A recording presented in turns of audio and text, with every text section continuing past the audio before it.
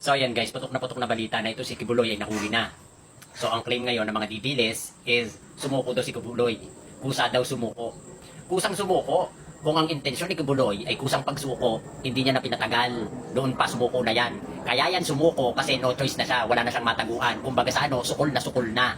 No, iba po yung sukol na sukol sa susuko. Kung ang intensyon ni Kibuloy ay sumuko, noon pa yan. Hindi niya na inantay na magpatong-patong pa ang kaso niya. Kaya talaga mga DDS, papalusot pa no?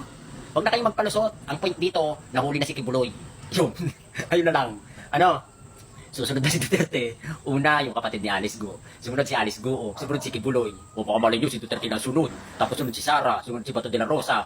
Sumunod si Harry Roque. Tapos sino pa ba yung sumunod? Si Bongo. Tapos si Pulong. Ano? Nakaubos na.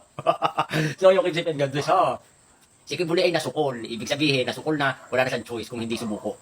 Ano? At saka nasa na yung mga taong sasabing iaalay ang buhay para kay Pastor Kibuloy? Ialay na! So yun lang, Stephen Gandes. Meow! Meow!